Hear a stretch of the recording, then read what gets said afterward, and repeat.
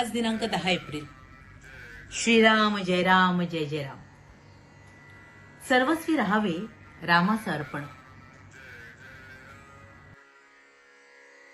नमस्कार. आज दिनांक 10 एप्रिल. श्रीराम जय राम जय जय राम. सर्वस्वी राहावे रामाचं अर्पण. आता ऐका माझे वचन, मनाने व्हावे रामार्पण. माझे नाते गोते एक राम, हा भाव ठेवून जावे रामाच शरण. अनन्य व्हावे भगवंती, जो कृपेची साक्षात मूर्ती. रामा आता करणे नाही उरले जाण, तुला आलो मी अनन्य शरण. सुखदुःखाचा दाता, सत्य नाही दुजा आता. जाणीवेने जैसे घ्यावे, तैसे मनाने सुखदुःख भोगावे. मी माझेपणाची जोपर्यंत धडपड जाण, तोपर्यंत नाही समाधान. सर्वस्वी राहावे रामाचं अर्पण, हाच उपाय सांगती साधुजन. रामाला अर्पण व्हावे कोण्या रीती, त्याचा मार्ग सज्जन सांगती. प्रयत्नविण राहू नये, फळाची आशा ठेवू नये.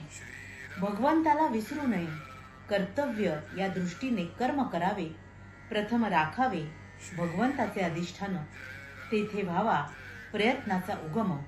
अखंड राखावे अनुसंधान, येणे कर्म होईल सहज रामार्पण. वृत्ती राखावी अत्यंत शांत, हेच संताचे मुख्य लक्षण जाण.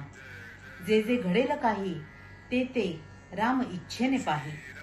असा करावा संसार, परी असावे खबरदार. त्राता राम जाणून चित्ती, निर्भय करावी आपली वृत्ती. थोर भाग्य उदया आले, रामराय घरी आले. आता व्हावे रामाचे आपण, व्यवहार प्रपंच करावा जतन. न दुजाचा दोष पाहावा, त्याचा आपणा पाशीच ठेवा. देह आहे परतंत्र, मन राखावे भगवंताशी स्वतंत्र. मनाने जो बांधला, परतंत्र वाटेल त्याला. शरण गेला रामचरणी, त्याला नाही दुजी हानी. अखंड करावे नामस्मरण, नीती धर्माचे असावे आचरण. बायको मुले लहान थोर, यांनी न सोडावा रघुवीर. काळ फार कठीण आला, बुद्धिभेद त्वरित झाला. आता सांभाळावे सर्वांनी आपण, रामाविण न जाऊ द्यावा क्षण. चालले तसेच चालावे, राम ठेविल तसे असावे. माझा राम जोडला हे जाणले ज्याने, त्याला न उरले कारणे. राम ठेविल ज्या स्थितीत, त्यात समाधान मानावे. रामास जे करणे असेल, ते तो करील. सदा सर्व काळ माझ्याशी वास, हाच धरावा हव्यास. त्याला न जावे लागे कोठे, घर बसल्या राम भेटे.